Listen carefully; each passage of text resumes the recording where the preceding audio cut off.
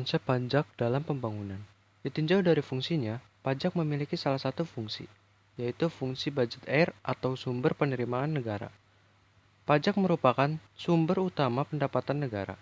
Fungsi penting ini telah berjalan sejak zaman kerajaan-kerajaan, pemerintah Hindia Belanda, pemerintahan pendudukan Jepang, dan juga sejak masa kemerdekaan sampai dengan sekarang. Pentingnya fungsi pajak ini merupakan kaidah universal di berbagai negara, bahkan dari zaman ke zaman. Lahirnya Magna Carta 1215 di Inggris merupakan salah satu bukti historis bahwa pajak sangat strategis bagi negara. Oleh karena itu, Raja Inggris, berdasarkan piagam tersebut, diperbolehkan memungut pajak setelah mendapat persetujuan kaum bangsawan. Di negeri demokrasi, di mana kedaulatan berada di tangan rakyat, pemungutan pajak harus terlebih dahulu memperoleh persetujuan rakyat atau persetujuan wakil rakyat atau parlemen. Selain memiliki fungsi budget air, pajak juga merupakan salah satu alat untuk mencapai suatu tujuan tertentu di luar bidang keuangan yang lazimnya disebut kebijakan fiskal atau fiskal policy. Istilah fiskal dalam arti luas adalah segala sesuatu yang berkaitan dengan keuangan negara dan bukan semata-mata mengenai pajak. Istilah fiskal adalah sinonim dari istilah fiskus dalam bahasa Yunani atau fis dalam bahasa Perancis yang berarti keranjang uang atau kas negara. Oleh karena itu, pada mulanya, kata fiskal dalam fiskal polisi memiliki arti yang sama dengan keuangan negara yang dalam bahasa Inggris lazim mencakup revenue, expenditures, and debt policy. Pajak yang dipungut oleh pemerintah melalui DJP dapat diklasifikasikan menjadi dua golongan, yaitu pajak langsung atau direct taxes dan pajak tidak langsung atau indirect taxes. Pajak langsung adalah pajak yang dikenakan terhadap pendapatan dan kekayaan seseorang atau badan usaha yang disertai dengan surat ketetapan pajak. Contohnya pajak pendapatan, pajak perseroan atau pajak badan, pajak kekayaan, dan sebagainya. Pajak tidak langsung adalah pajak yang dipungut oleh pihak tertentu yang pemungutannya dilimpahkan oleh pemerintah kepada pihak atau orang lain.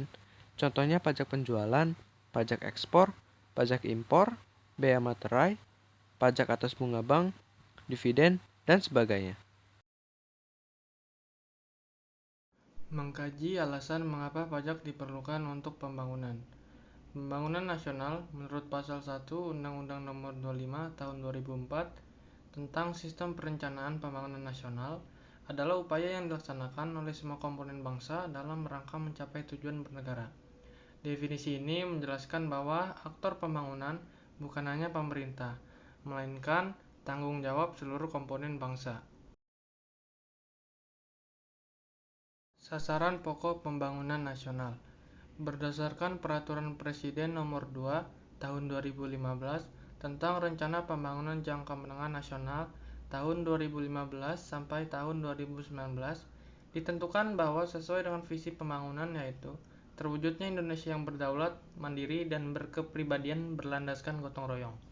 Maka, pembangunan nasional tahun 2015 sampai tahun 2019 akan diarahkan untuk mencapai sasaran utama yang mencakup sasaran makro, sasaran pembangunan manusia dan masyarakat, sasaran pembangunan sektor unggulan, sasaran pembangunan dimensi pemerataan, sasaran pembangunan kewilayahan dan antarwilayah pemerataan, sasaran pembangunan politik, hukum, keamanan, dan pertahanan.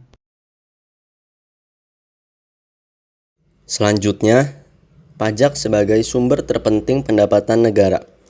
Pajak merupakan sumber pendapatan negara yang sangat penting dalam menopang pembiayaan belanja negara. Sebagai sumber pendapatan negara, pajak berfungsi untuk membiayai pengeluaran-pengeluaran negara. Contohnya seperti membangun fasilitas dan infrastruktur umum dan lain sebagainya. Dari keseluruhan sumber-sumber pendapatan negara, pendapatan dari sektor pajak cenderung meningkat dari tahun ke tahun. Dengan kata lain, pajak akan semakin kokoh dalam posisi sumber penerimaan negara. Fungsi pajak dalam pembangunan. Menurut Sumitro, pajak mempunyai dua fungsi. Yang pertama, fungsi anggaran. Fungsi pajak ini merupakan sumber pembiayaan yang digunakan pemerintah dalam membiayai pengeluaran-pengeluaran negara. Yang kedua, fungsi mengatur. Dalam fungsi mengatur, pajak mempunyai peranan yang sangat penting yaitu mendorong penyaluran dana yang tersimpan atau private saving ke dalam bentuk investasi atau private investment.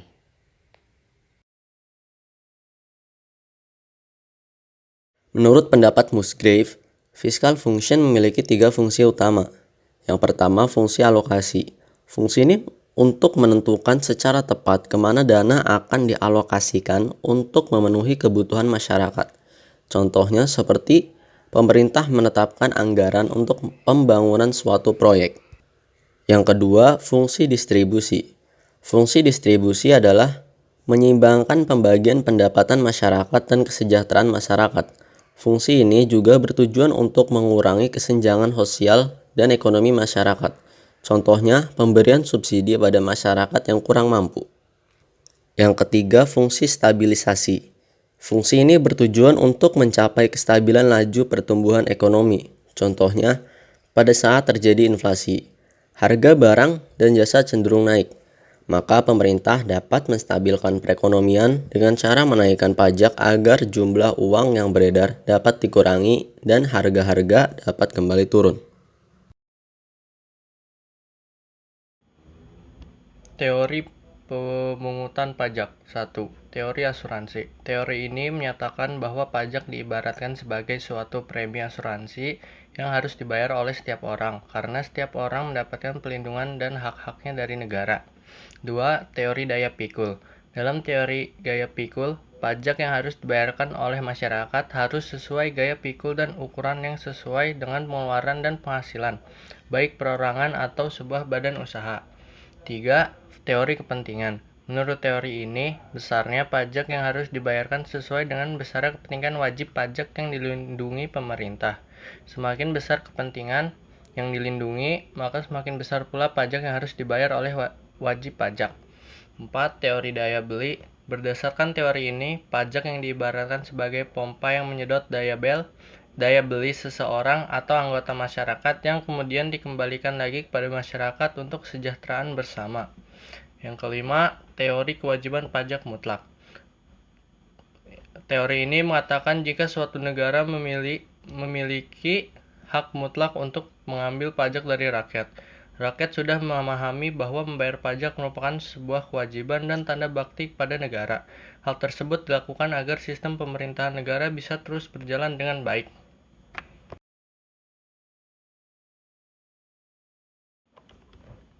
Asas pemungutan pajak. A. Asas equity, yakni sistem perpajakan dapat berhasil apabila masyarakat yakin bahwa pajak yang dipungut pemerintah telah dikenakan secara adil, dan setiap orang membayar sesuai dengan kemampuan keuangannya. B. Asas certainty, asas kepastian hukum. Semua pungutan pajak harus berdasarkan undang-undang, sehingga bagi yang melanggar akan dapat dikenai sanksi hukum.